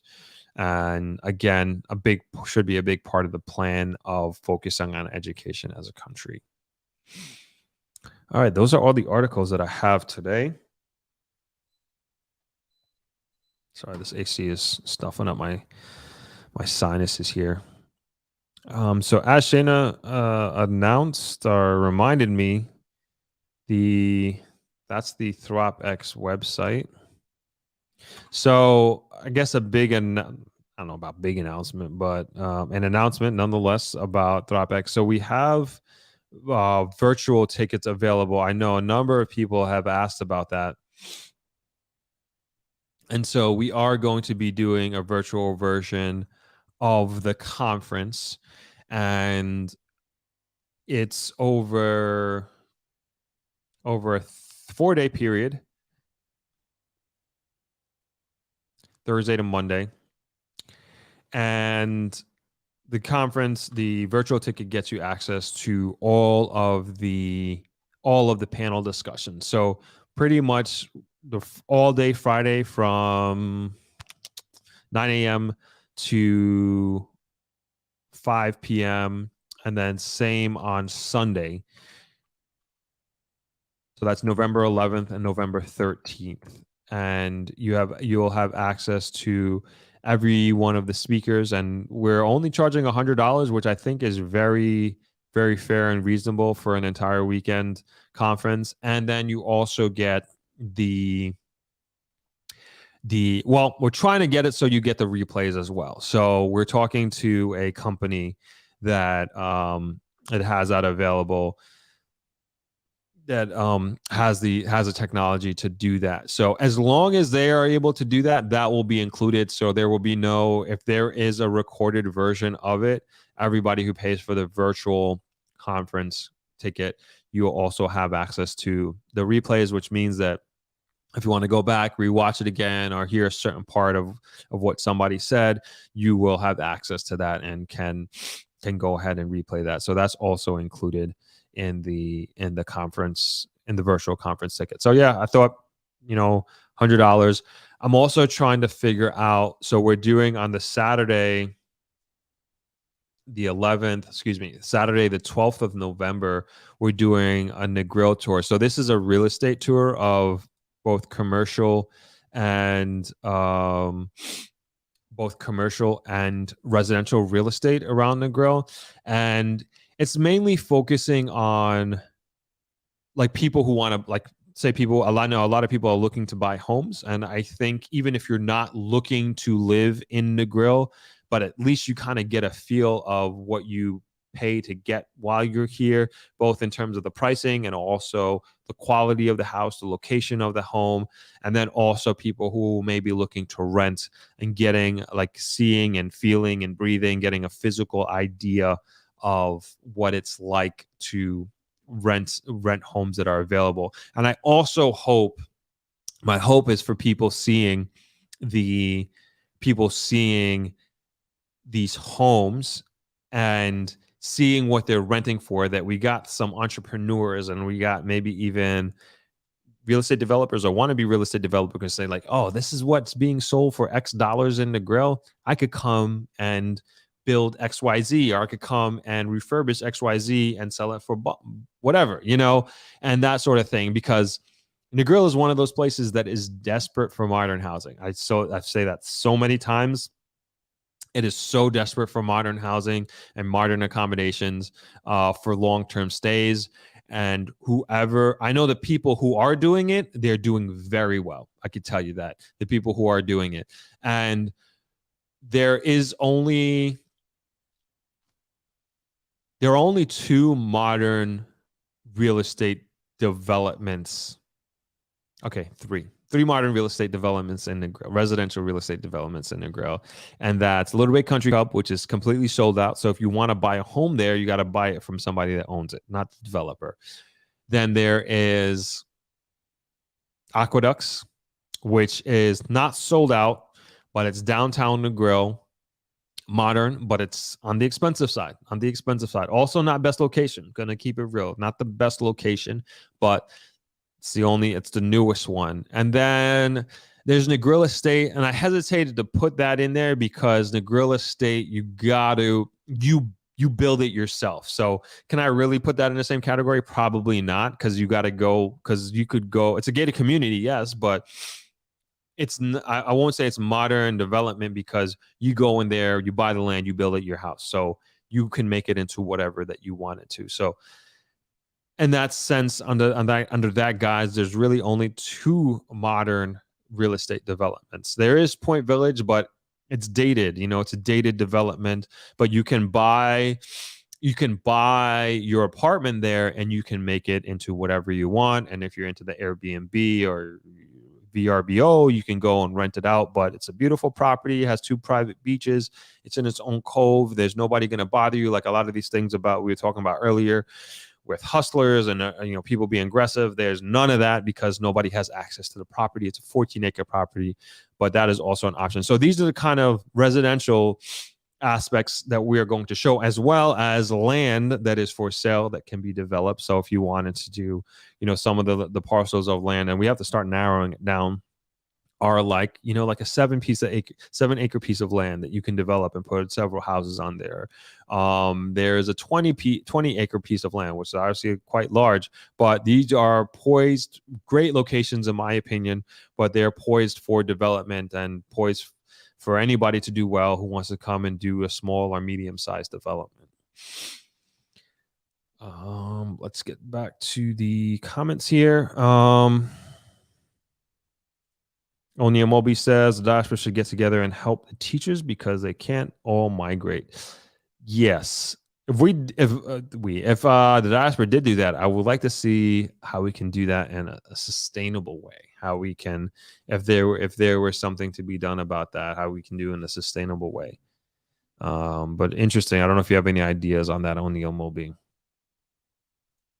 Is that 400 JMD or USD?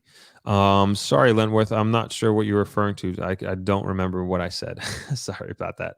If you could give me clarity on that, but unless you already figured it out. Shane Love says, will the replay be evergreen or expired? Evergreen. Yeah, once you have access to that, you have it forever. I have no intent, unless the service that we're going with somehow goes down, but that'll be on there forever once you pay so this is in reference to the virtual ticket. And so you'll always have the access to that, even year 2, 3, 4, 5, how many every years that we do this conference, you'll always have access to that to go back as well. And then there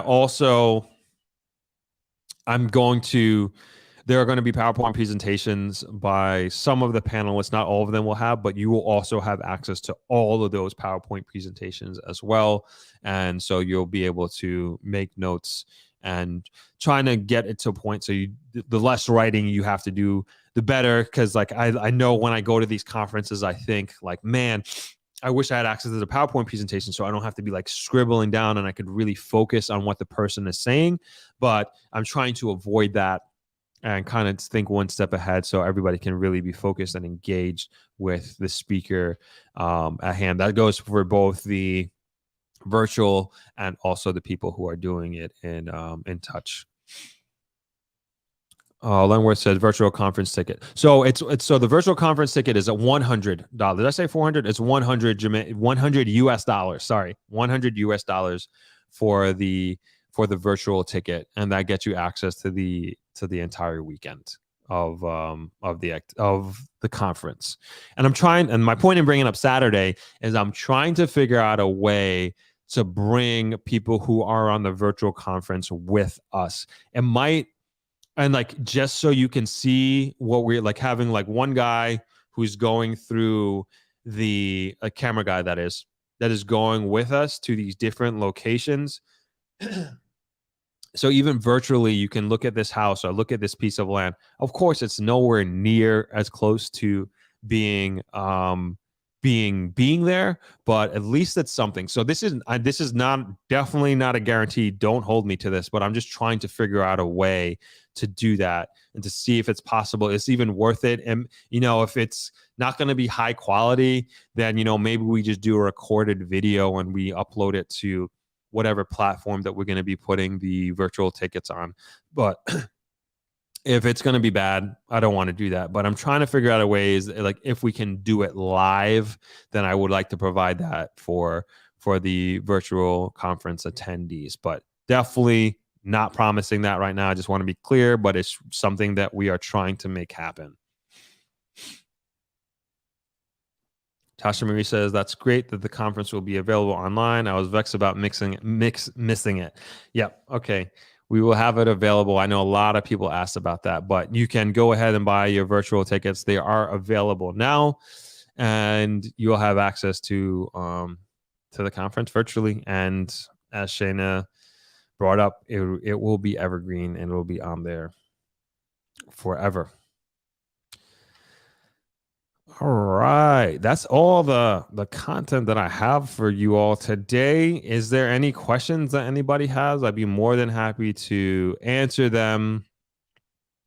I don't have any further content or articles to bring up, but I'm more than happy to answer any questions. Shayna says, I think the real estate tour can be added bonus recorded after the tour and send it to email online participants. Okay, that's good.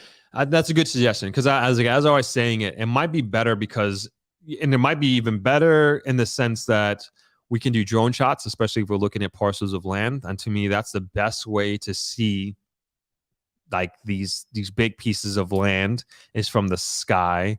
And so that might be a better way of seeing the land, and that may be a little bit more advantageous being having the virtual ticket.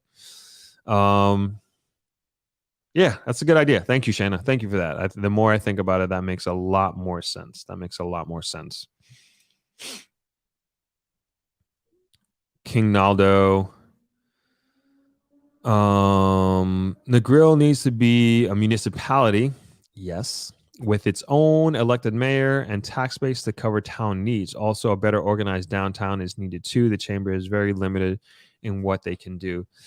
Totally agree. This is something that as a community, we've been advocating and fighting for. People think it's going to eventually happen, but I think like we really need to press this. Like, it's just so important for the development. And as you speak about like downtown, it's just, I mean, it's embarrassing. Like, honestly, it is really embarrassing what our downtown looks like. And it should be something that we're proud of. Downtown should be something that we're really proud of as a Negril community, but we're just not. And I think if we were our own municipality, we would definitely have, there would definitely be more that can be accomplished.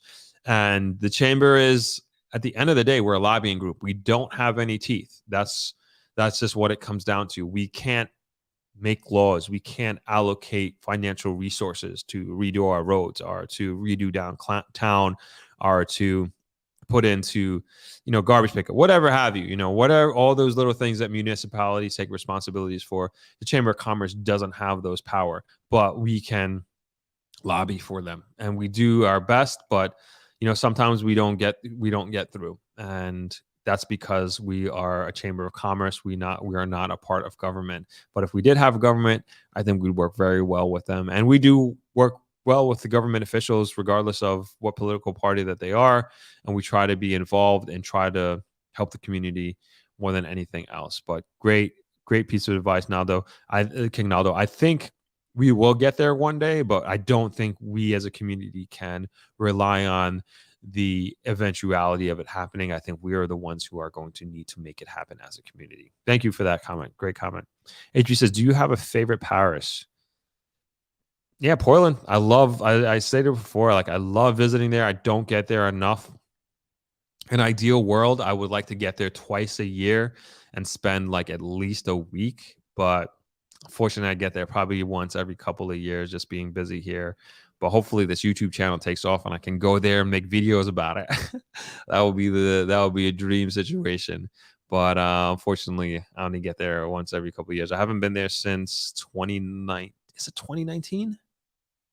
Holy crap. I think it's 2019. Pandemic took 2 years out.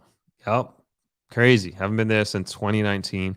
But as soon as I can get back, maybe I'll make a promise. Next year, we're going to Portland next year. I doubt this year. This year's kind of written off. I already know what the rest of the year is looking like for me. So no traveling at all, except for the business trips I have scheduled. But at some point, I get there next year for sure. What's your favorite Paris, HB? Do you have one? Marie says, I'm late to class. What's going on? Yeah, we did a surprise a surprise live stream here. Welcome, Marie. Welcome. We're I'm trying to do this every week, these midweek live streams. Shana said, I meant after the conference, not tour, then be sent at a later date. Yes, I understand. That's exactly what I understood you said. That's as so. Good suggestion. Great suggestion. Appreciate it. Maridi says, of course, downtown Negril should be top notch. Yeah, it's barely bottom notch right now, unfortunately. But I believe we'll get there. And like King Naldo has suggested, I think adjusting to Negril being its own municipality would really help in that direction. All right. Any other questions? I don't like holding you guys up for no reason. So if there is nothing, please let me know if there is. O'Neill Moby says, with regards to assisting teachers, perhaps the formation of an organization where those within the diaspora can donate and provide both supplies as well as emotional and financial assistance. That is a good idea. I think what happens with things like this, and I'm not being negative. No, I'm not being negative at all about your idea, is I think this is being done, your suggestion, but is being done for specific schools, like the alumni of the school help, and usually it's for particular projects, I would say. And I think what we're both talking about here is having a sustainable way of supporting, and what you're suggesting, supporting the entire system, but maybe it can be helped on a per school basis. Maybe the entire system is too much to take on. Maybe we start in a particular parish or a particular set of schools, and then we start expanding out. But yeah, pooling resources to help schools. And I like how you added emotional assistance, because I think that's also important, the psychology and mental wherewithal of our teachers, because they are dealing with a tremendous amount. And so if there is a way that we can assist them mentally and again provide that for them, maybe I'm sure there are diaspora who are professional psychologists that can lend that emotional help, and maybe there's a volunteer service that is created where the therapists from abroad have volunteer X amount of hours to do, say, Zoom sessions with the teachers, and that is part of their pro bono work for giving back. I don't know. There's something that I literally just thought of, but I think that would help. But in general, maybe starting off with, again, like I said, with a particular set of schools and just kind of like expanding out. But somebody would definitely have to manage this, especially the finances. And we definitely have to work through the Ministry of Education, especially if we're going to be giving out literally cash and money sort of thing. Maybe not, because we don't want to turn it into a situation where like we're giving out money to like a teacher for a particular school, and the Ministry of Education like, oh, that means we can reduce their salary by X amount of percentage. Like, no, not at all. This is in addition to that. So maybe we actually do keep it separate, come to think of it. But good thinking, O'Neill. But we would want to try to make it as sustainable as possible. Shana says, that's a good idea. I'm a therapist counselor. There you go. And I think if we had like a pool of professionals like yourself that would be willing to, say, volunteer like an hour a week or something like that, or maybe 2, who knows? I think that will make a really big difference, because I believe in therapy, and I think everybody can benefit from therapy, to be honest. And there's not enough of it being done here in this country. And I think if we can start normalizing it,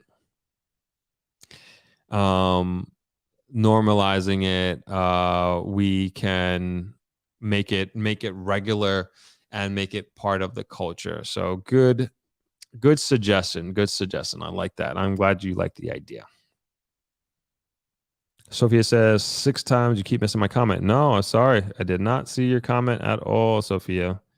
I know I asked you about which email address you sent it to. So, but I will put my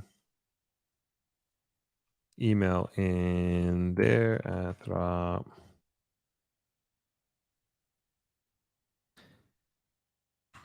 So shoot me an email. Yeah, sorry about that. Sorry I didn't get your comment, Sophia. I see it now. Hi, Sabrina. Thanks for chiming in.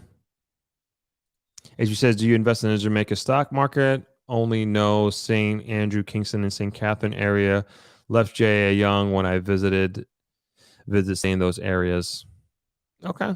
Cool. Yes, to answer your question, glad to hear about that. I guess those are your favorites, favorite parts of Jamaica. But I do invest in Jamaica Stock Exchange, not regularly. I wish I was in it more, to be honest.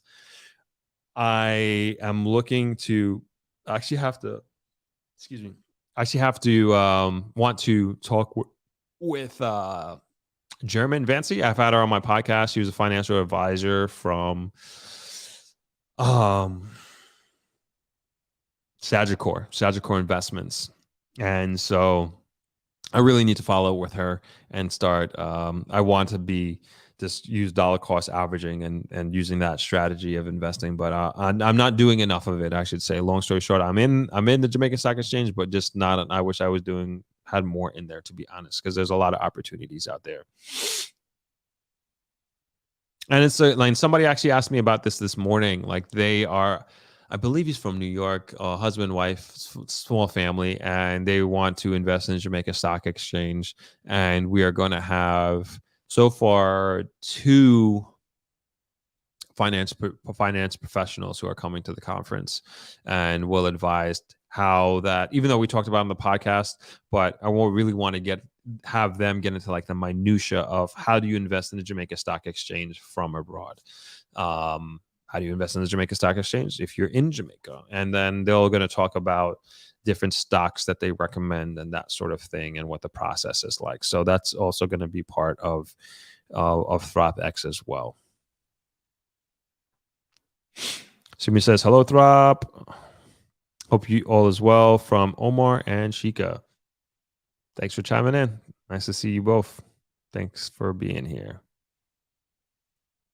Chris PW says, have you moved to Thursday instead of weekends? No, I'm doing both now. And this is actually to make up for Sunday, because I was sick on Sunday and couldn't make it to our regular time. So I decided to give an example. Give an example. I decided to make it up, but I'm going to try to do Thursdays every 2 weeks. I'm not going to promise every week, but if I could do every week, I will. I definitely, because I've been wanting to do a second podcast, and it's probably going to be a different format than Sunday, but I stuck with essentially the same format as Sunday for this Thursday, because I didn't really have much time to prepare, and I figure if it ain't broke, don't fix it. So that's how we ended up here. But thanks for chiming in, Chris. And I will definitely see you all on Sunday, and we're going to be out on the beach. Chris PW also says, I understand there is no capital gains tax in Jamaica, right? I am not sure, to be honest, because I haven't pulled out. I have not taken out any money. So I really don't know about that. That's a good question. I want to ask about that. That would be crazy. That would be really crazy if that is true. That would be really crazy if that's true. So I'm not sure. I have not taken my money out the market, so I really would not know.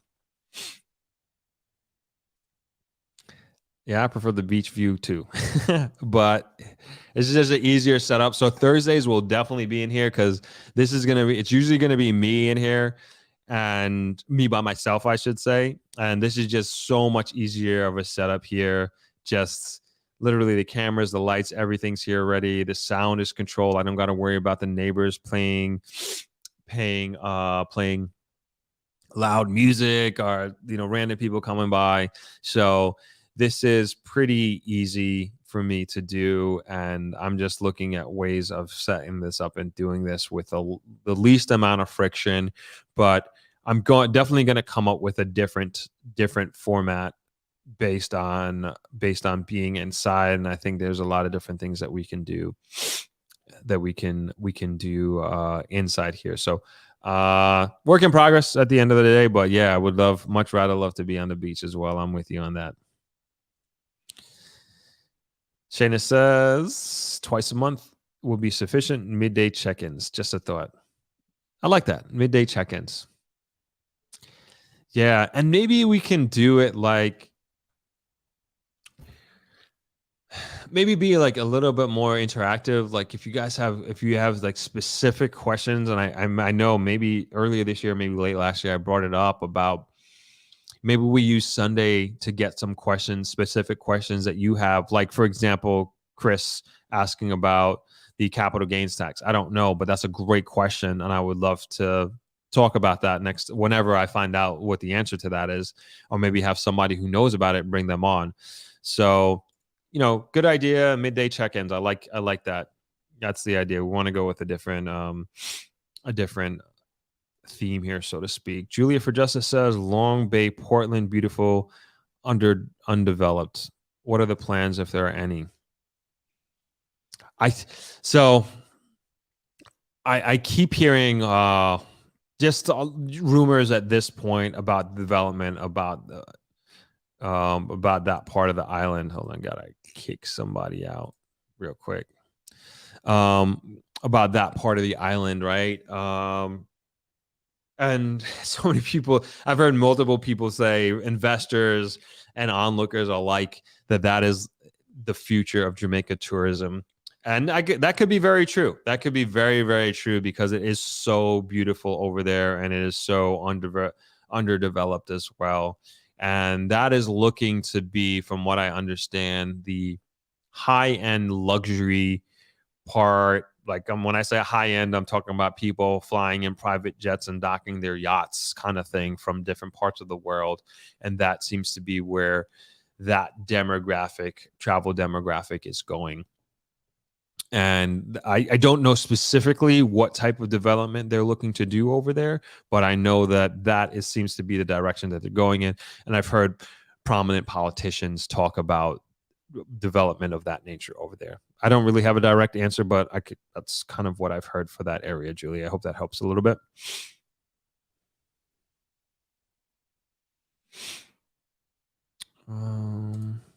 Sabrina, when are we going to have a meet and greet? That is, that's kind of what ThropX is. It's a meet and greet, but it's a conference, That's actually how ThropX kind of came up. It's really from you all, the subscribers, who this was sometime last year about doing a meetup, and then I was like, okay, we can do a meetup and people can meet me and say hi, which is great. But then I was like, in my mind, like, we can do that, but like, how can we also what way can I give back? And after like kind of going back and forth with you all here on these lives, it's like literally the idea came from you all, came from the chat, came from the comments, came from the live streams about ThropX. So that's really what the meetup, it would be the meetup sort of thing. And if you're thinking about something a little bit different, Sabrina, let me know. I've heard of people wanting to do like meetups in like different cities. I don't think the community is that large for me to do like a meetup in New York or Toronto or something like that. But I think at some point we'll get to that point where it's worth it. That would be great. Just like kind of meet in a coffee shop and say hello and we sit down and chat. I'd love to do something like that.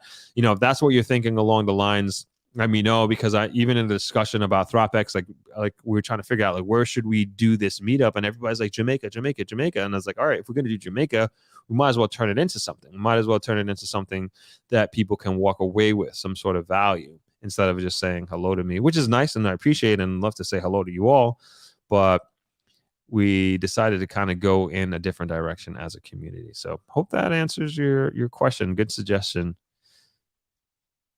Shayna Love Coaching says midweek check-in. Being inside is a great visual to separate the theme beach versus inside conversations. I like that. I like the way you think, Shayna. You're always giving me these crazy gems, even in the emails you send me. I always appreciate it. Thank you so much. Thank you so much. But let me know what you think, Sabrina, as well, about your meetup idea. I don't want to seem like I'm ignoring that. How's inflation and cost of living impacting Jamaica? I mean, everything has gone up, like everything. Gas, of course, and once gas goes up, then everything goes up. I haven't. I mean, this is not an excuse, but I just got back a couple of weeks ago, so I haven't been really talking to anybody, especially like even I've only went grocery shopping once since I've been here. So I'm going to try to pay a little bit more attention when I go to the supermarket to see if I can get some comparisons of before and after. But for the most part, everything's up, especially gas. And I'm trying to think of, I haven't had any conversations with anybody, any of the team members or anything like that in particular, but Jamaicans, like they just kind of keep it moving, keep pushing, keep pushing forward no matter what, and just not going to let anything or anybody keep them down. And I'm not saying that anybody's not going through their struggle, but everybody's kind of keeping it to themselves if it is, at least from what I'm seeing, if things are going awry that I don't know. Things are very expensive everywhere. I agreed. I spoke about on Sunday the live. Like I looked to buy a ticket to come down here, and this was after Dream Weekend, after Independence, after Emancipation, and Delta was selling main cabin tickets for $1,000 one way from New York.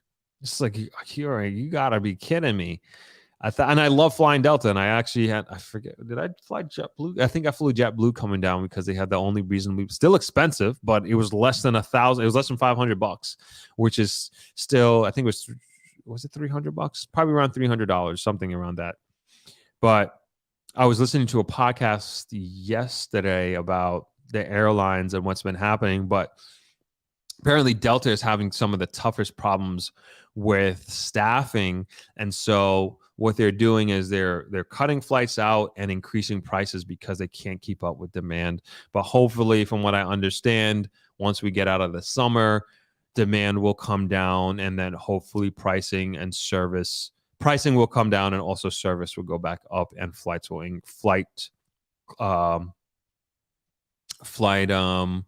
prices will become normalized. But it's crazy. So just especially if you're coming for ThropX, I don't think, and you all tell me what your prices are you're seeing for tickets for ThropX, but I don't, hopefully, gas prices are starting to come down. Inflation is, at least in the US, is starting to come under control. At least it's not going up, I would say, at this point. So hopefully the tickets are more affordable, and you're not seeing $1,000 price tickets for November. I wouldn't suspect that. Julia for Justice says Canada price up. Yep. Sherry Bingham, meet up and everyone stays at Travelers. You can ask what excursions everyone would like to go to. Yeah, we could do that. I'm down for that too. I'm down for just a random, not random, but like it's picking a time of year, and like, no conference or anything like that, and we can just meet up and just hang. I'm down to do that as well.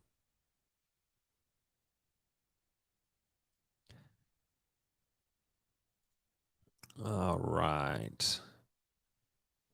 Okay. All right. Anybody got anything else? Again, don't want to be holding up anybody.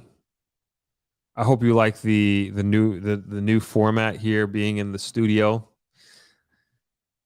Maybe I'll sit over there on the couch next time. But I also need to see the computer screen at the same time. So maybe not the best idea.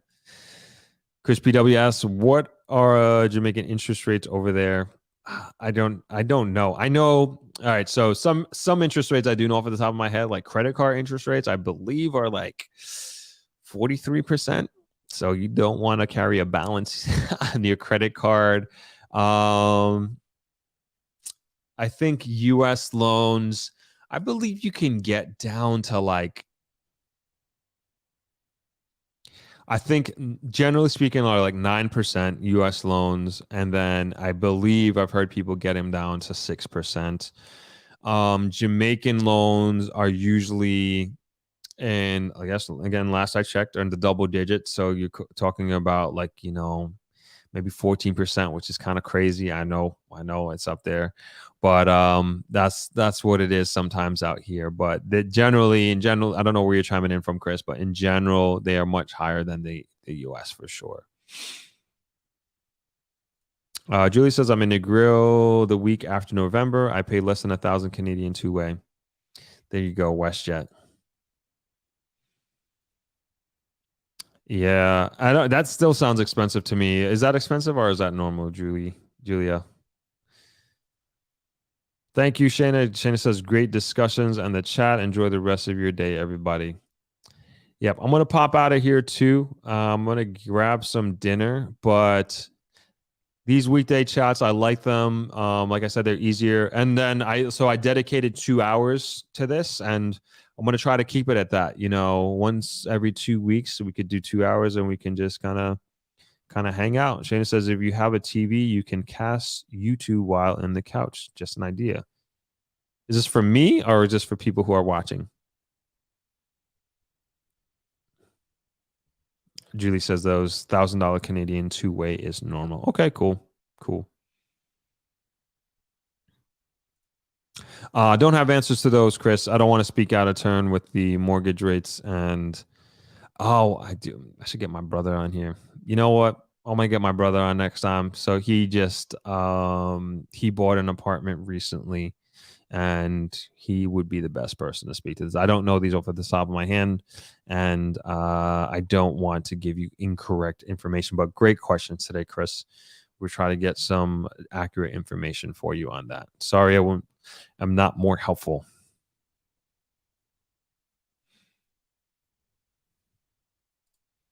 Oh yes, thank you for that. Thank you, Shayna. You are welcome, Sherry. All right, we're gonna close it off there, everybody.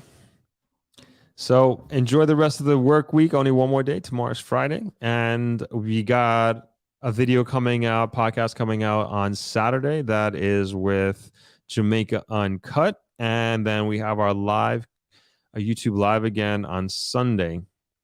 And we will see you all there. And thank you so much for joining this midweek check-in. Thank you, Shayna. So thank you for joining the first midweek check-in, and I hope you enjoyed it. And Sophia, looking out for that email. I'm sorry I missed it, so please shoot me the email, throp@thropmedia.com, and let me know what's up. I'll be here in 2 weeks, so no matter what, you'll see me. We'll meet up, say hello, and when I see your email, I'll make sure I respond. Not ignoring you on purpose, I promise.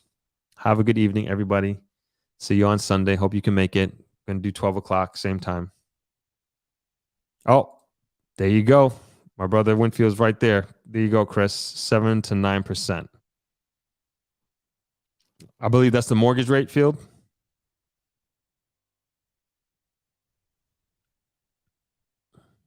Hopefully he answers. Hope that helps. See you Sunday, Chris. 7 to 9%, Chris. I hope you got that.